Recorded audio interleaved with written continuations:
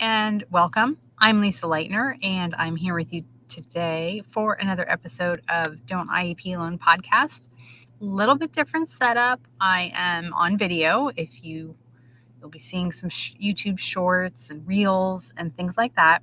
So if you really want to watch me talk, I'm not entirely comfortable with it, let me tell you. But the really kind of big and popular podcasters are saying this is what you got to do. So that's what I'm doing. Yeah. So here I am in my little recording studio in my basement and recording an episode, which will also be visible on YouTube if you wish to watch it there. So today we're going to begin to talk about, I'm going to do another kind of, maybe 2 or 3 part series. Depends on how long I ramble. Hopefully not that long and I can stick to the point. But I wanted to talk about behavior because behavior is, of course, the most visible kind of negative characteristic that our kids may exhibit. It's one that I think has the most long-lasting impacts on our kids. They can be socially ostracized, which can last, forever. It's the one that puts them into the discipline system and the school to prison pipeline and so many other things that can happen. That's why I wanted to talk about behavior. Also because, behind the scenes, I can see what people are looking for on my site. And behavior is a very popular topic. I can see what you all are sharing on Facebook. And my behavior stuff is, again, it's some of the most popular stuff on there. So I want to start with, when I first started doing this, we were begging schools, and this goes back to about 2010 or so, we were begging schools to do FBAs, right? Kids were having behaviors, they were being sent home from school, they were being suspended officially or unofficially. And so they were being sent home, and we were begging schools to please do an FBA. And it was, oh no, whatever. We were getting all these reasons about why an FBA wasn't being done. Now I feel like it's much easier to get an FBA, and I feel like lots of schools are completely on board with doing FBAs and behavior plans, but we're seeing a whole new set of issues surrounding behavior plans. So that's what I want to dig into today is the flaws and the trends that I'm seeing with problematic FBAs, I guess, for lack of a better word. And this isn't, I get a lot of pushback and it gives me a headache from school staff. I'm not picking on any particular school staff. And if I point out something that is problematic, I get a lot of, well, my school doesn't do that. Well, my school doesn't do that. And, because people love their job, they love their career, and they're passionate about helping kids and they take it personally, right? And I'm not critiquing any one specific person or school. If your school isn't doing this, then great, be happy. I know that not every school across the nation is doing this every single day. It's just a trend where it's happening to too many kids across the nation, and we have to fix it, right? So one of the things, and this is the first point I'm going to bring up, is the one where I get the most pushback. And that is anyone can do an FBA. So first of all, let me start off with saying, if you don't know what an FBA is, it's a functional behavior assessment. And it's part of the IEP process where your school team is to evaluate your child and look at their behavior and try to figure out essentially what's going on. So when a child is repeatedly having negative behaviors, the common thinking, and this is across not just schools, but households as well, is that, we punish. We reward and punish a child. And we're just learning that maybe that's not the best way or the most effective way to go about it, in particular with disabled kids who often cannot process rewards and consequences. So you ask for an FBA because behaviors are happening, and IDEA and state regs, to my knowledge, do not define who can do an FBA. So essentially anyone can do it. And yes, I have seen them done by gen ed teachers. I've seen them done by special ed teachers, guidance counselors. Any school staff can do them. That's problematic because not all school staff gets a significant amount or a meaningful amount of training in behavior. And this is where I get a lot of pushback. They go, well, in my school, a BCBA always does it. And a BCBA is board certified behavior analyst. Or they'll say, well, in my school, we have training in behavior. Like, that's great. I'm genuinely happy for you If your school district can employ BCBAs and has them on staff, and that's who's doing these, and they're giving behavior training to other personnel, that's genuinely fantastic. I'm not knocking any one person. However, it's not uncommon for a child to receive an FBA from an OT, a speech therapist, a teacher, a gen ed or special ed, a guidance counselor. I've seen other school personnel do them with very little training in behavior. And just like you don't want your guidance counselor to be doing OT evaluations or PT evaluations, they shouldn't be doing the behavior assessments either. You want it to be someone who is trained in behavior. That's one problem. The next problem that I often see is that they don't go deep enough. I honestly have seen multiple FBAs and behavior plans that said things like the child won't go to school because the child has school refusal. Well, no shit. Like, okay, that's not telling me anything. Things like the child won't do what's asked of them, is refusing to do something because it's a non-preferred activity. Like, again, it has to go deeper than that. And I don't see a lot of FBAs really digging deep and saying, what is really going on here?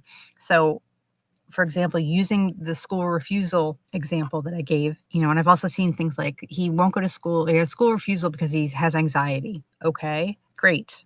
What do you do with that, right?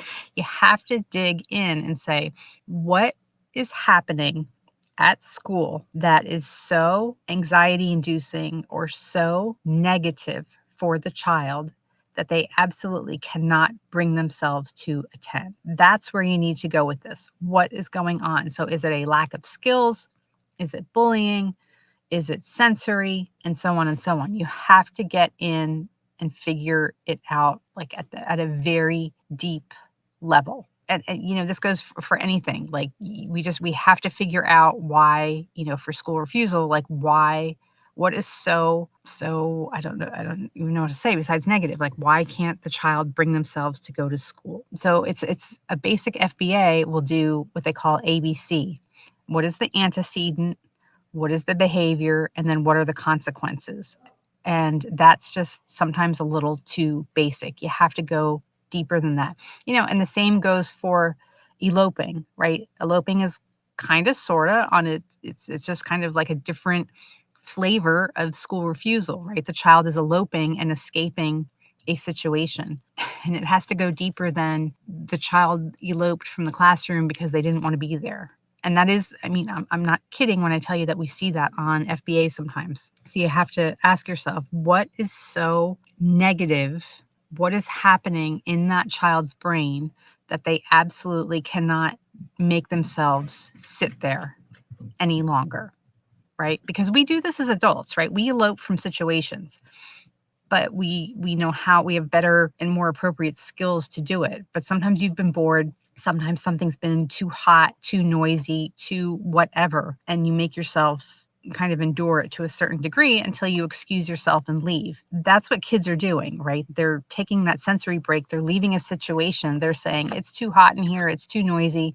This is too boring. I don't like this, whatever. And they're leaving the situation. So we need to figure out why they cannot bring themselves to sit there in that classroom any longer or remain in that classroom. Why are they eloping? That would be another one. The other thing I want to bring up is that if you're going to request an FBA for a child, please hit the pause button on that. And the first thing that I want you to do is get out your child's IEP and make sure that it is, first of all, appropriate and thorough and robust and has everything in it that a child needs. And the second piece of that would be, is it being implemented? And if the IEP is not being implemented with fidelity consistently, that's your antecedent right there. And that is what I would work on before I would move to an FBA. And then you start in all this garbage with rewards and behavior and stuff like that usually doesn't even work. But you want to make sure that the IEP is robust and that it's being implemented before you even move to an FBA. Because, like I said, that is your answer. That is why the child is probably exhibiting these behaviors. There's a behavior concept or teaching in behavior called the 4 functions of behavior, first developed by Skinner. And yes, this is why it often feels like we're training dogs at times when we're talking about this with our kids. And this is one of the reasons why I'm opposed to it. But Skinner said that there are 4 functions of behavior. There are 4 main functions of behavior. I don't know that he used the word only, so I don't want to say that if he didn't say that there are only 4 functions of behavior. But his 4 functions of behavior were attention, escape or avoidance, access to a tangible item or activity, and sensory stimulation. And that any person who was exhibiting behavior, the reward, if you will, of the behavior was one of those 4 things. I cannot possibly disagree more with the attention-seeking behavior that I see on so many IEPs, because I have seen kids, and I have seen older kids, right? I'm talking about kids in middle school and beyond, have kind of little breakdowns, meltdowns, whatever you want to call them.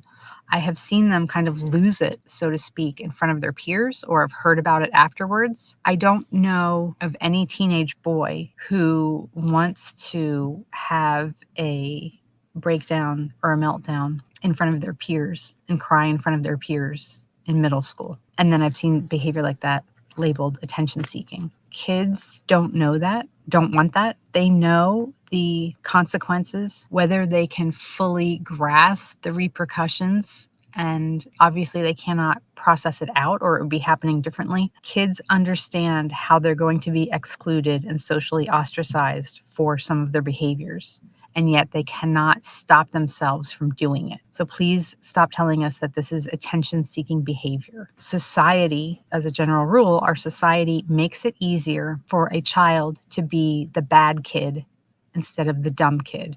Now, I'm not talking about crying and meltdowns anymore. I'm talking about other negative behaviors. And I'm not saying that any of our kids are dumb, but many of them will tell you that they feel dumb. They're sitting there in class. Everyone around them appears to be grasping the knowledge, grasping the content, being able to learn. And if they can't read, they can't focus, they can't process, they feel like they are the only person in that room who cannot learn, and they feel dumb. So again, I'm not saying our kids are dumb. I'm saying they feel dumb. And they will often tell you this, right? I've heard heartbreaking stories from parents who said their kids told them this. I feel so stupid, Mom. I feel so dumb. Why am I so dumb? But our society makes it okay. And it's really preferable to be the bad kid instead of the dumb kid, right? There's the bad boy, if you think back to like Grease, right? The movie, right? Like all those guys were bad, like they were bad boys. Chances are probably some of them had learning disabilities, right? But it's just much more acceptable. It's kind of like some kids' way of coping with feeling dumb is that they act out. But if you get labeled as attention seeking, it's not attention seeking in that they want to be seen like that. It's that they're trying to divert attention from the real issue, which is that they're really struggling to learn because their needs are not being supported. So we could go back to, is the IEP robust and being implemented? I'm a follower of Ross Green, and if you follow his work, watch his videos, he tells you behind every challenging behavior is an unsolved problem and a lagging skill. And if we would teach the skills and support the kids, much of these behaviors would go away. FBAs, I find they rarely address trauma. They rarely address sensory needs. Behavior plans often force a child through negative enteroception experiences. And enteroception, we used to think that we only had 5 senses. Now we know that we have more than that, 8. And enteroception is not just, what you're hearing and seeing, which we have to accept. And we have to acknowledge that many kids are having different sensory experiences than what we're experiencing. And we can't continue to gaslight these kids through, oh no, the light's not too bright. No, this isn't too loud. If a child tells you it's too loud, it's too loud. If a child tells you it's too bright, it's too bright. I don't know why we don't believe children. But we have to acknowledge that trauma and sensory experiences and all these things play into behavior, and that kids are coming to the table or they're coming to the classroom with a different set of experiences, and they're having a different real-time experience than what we're having. So I'm going to stop there with the FBAs. I'm going to get into behavior plans maybe next time, but those are some of the things I want you to be aware of when you're asking for an FBA. First, please make sure that your IEP is robust and being followed first before you even get into behaviors and asking for an FBA. Second, you want to ask who is doing the FBA, and that person needs to have behavior training. Make sure that your FBA goes deep enough into the issues. And, we want to think about this whole concept of can't versus won't. And is the child doing something or not doing something because they won't or because they can't? And behavior tends to only focus on the won't. They won't do this. And that's not usually the case. It's often because they can't perform the skill or the task or meet the demands of what is being asked of them. So I will end that for today. Don't forget to check out the IEP toolkit and all the other great stuff on adayinourshoes.com and adayinourshoes.org.